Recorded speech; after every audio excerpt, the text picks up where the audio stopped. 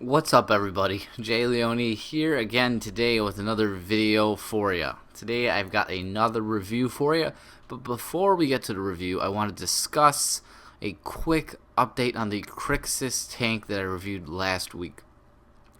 The Crixus tank. Yeah, both coils shorted out on me, and this is a very common problem. One of my subscribers in my last video posted a comment, and he did contact Horizon Tech, and Horizon Tech said that they are working on a second batch of coils, and the same problem is happening on the second batch. So they are aware of the issue, but the issue was not resolved. So there are some shitty coils floating around there. So if you're a lucky one like me and a lot of others that got those shitty coils, it sucks. Sucks. So I definitely do not recommend that tank because the coils right now are not at 100%. So I apologize about that. It all happened right after the video got uploaded. Otherwise, I would never have posted the video.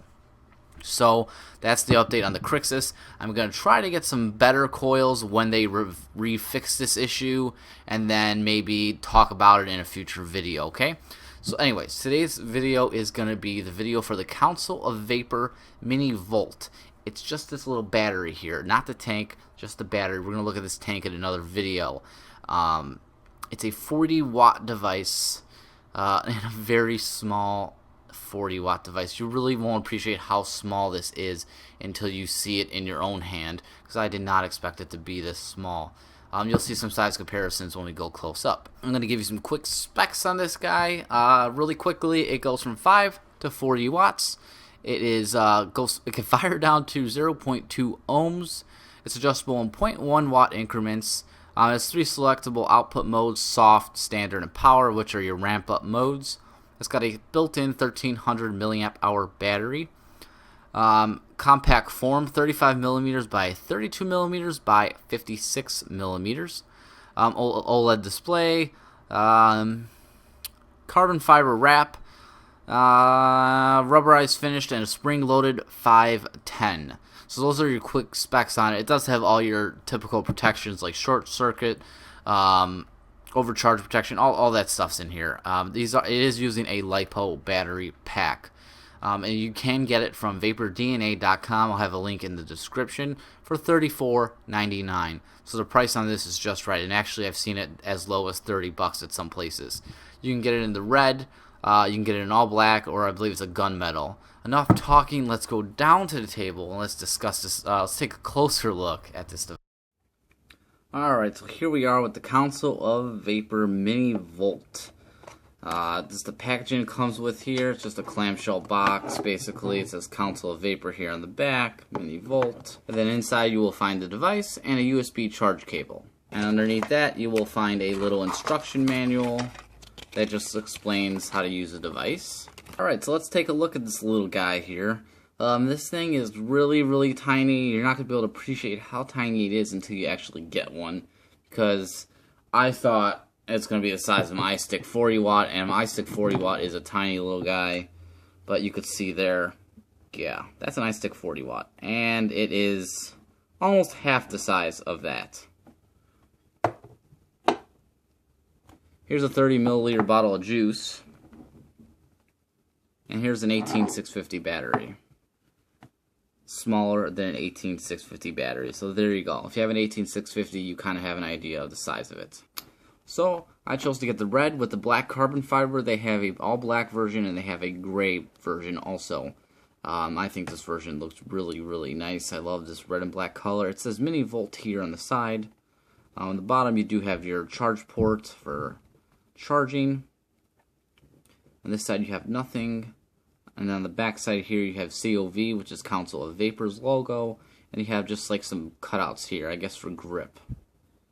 And the whole device has kind of, well, this side, this C shape here, has kind of a rubberish coating, so it feels kind of grippy, which is kind of nice on here. It's kind of got that Eagle battery feeling. Feels like an Ego. This area here has got texture also. Kind of feels like carbon fiber. I'm not sure if it's real carbon fiber or what, but you can see that it's actually really nice. It looks really nice. On the top you do have a spring-loaded 510. You also do have your screen here. You have some cutouts, cutout for air, and your control buttons here all on the side. Your fire button, your up button, your down button. To turn it on, it's just 5 clicks. We'll go over the menu real quick. 1, 2, 3, 4, 5. Console vapor. And we're going. This device will go all the way up to 40 watts and go all the way down to 1 watt. To adjust the wattage, you hold the fire button and the up wattage button together. And you'll see the wattage start blinking. And then you can make your adjustments, and you'll see how it scrolls from 40 all the way down to 5 watts. My mistake. I think I said 1 watt, so it's 5 to 40 watts. My mistake. And then when you do find the wattage you want, just press any button and it will lock in. And then you do have on this screen here, the display, you'll see the wattage, you'll see the ohms underneath the battery bar right there, and standard. To change it from soft, standard, and powerful, you do is the fire button and the down button at the same time. You'll see that flash. You'll have soft, power, and standard. I just leave it in standard. It's different ramp up modes. Some people like them, some people don't.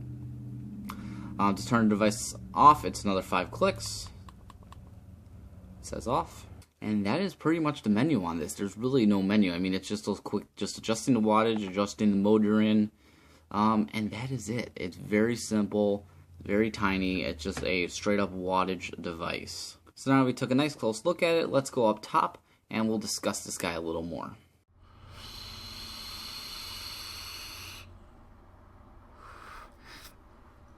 Alright, so there you go. You saw a close up. It really is tiny. You really need to appreciate it by having one of these in your hand, because if I hold this tank, it is fully concealed in the palm of my hand, and I have small hands. I do not have big hands, so there you go. You can barely see the tank protruding out here. That's it. It's a very great stealthy device. Some things I like and some things I don't like about this device. More pros than cons with this one for sure. The price point, it's great. The finish on this, I really like the finish. I like the carbon texture here on the carbon fiber, and then I like this rubbery finish here. It gives it for nice gripping. And this little, I don't know, these little grooves that are cut here, I kind of just find that, I don't know, it gives you extra like grippiness on it. So it really is prone to not being dropped. The buttons, very nice and clicky. I have no issues with them.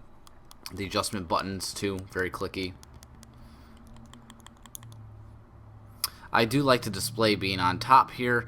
I have no problems with the display being there. This is actually very easy. Well, I wouldn't say easy to read because it's small, but it's very easy. We're used to this display on a lot of different devices. Obviously, it's got micro USB charging on the bottom, and it does 40 watts, which is going to be more than enough power for most people. I mean, with the size battery in here, you're not going to want to be able to use any more than 40 watts anyway.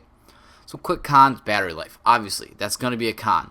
But if you're buying this device, you're obviously okay with the battery life because you're buying it for size. 1300 and this little thing, it's okay, you know. It got me through a full day of vaping using my using a K-Fun at, what was it, like 13 to 14 watts. I got through a full day of vaping, no problem. Now I'm using a what is this? The Defiant tank from Console Vapor, and I'm using it maxed out at 40 watts. It's not going to last very long. It's probably going to last like 2 hours at 40 watts. And I wish I had a little more power for this tank, because these are ceramic coils and they definitely need more power. But I'm just rocking it on here for the purposes of this video because it looks really nice. I wish I could actually use these together. But it's a very weak vape, as you can tell.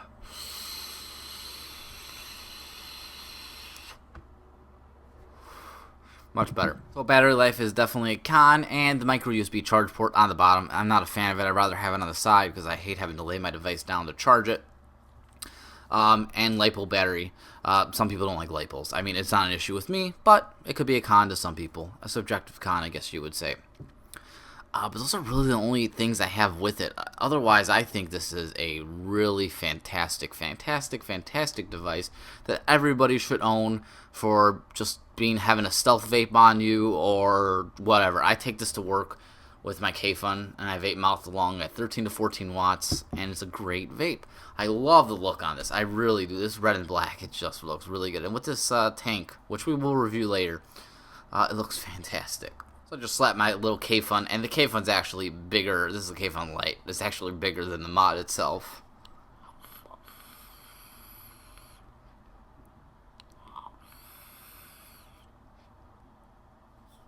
And that's a terrific, satisfying vape. That's the way I like to personally vape. That's just great.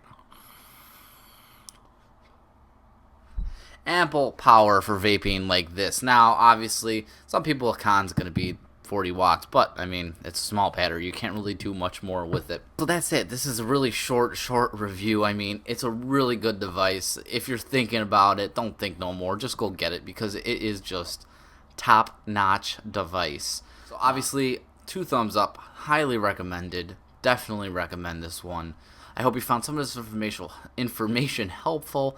I'll post links to everything I talked about down in the description. I'll post a subscription link down in this corner if you'd like to subscribe to my channel for more videos and stuff. And I thank you all again for watching, and live well and vape on.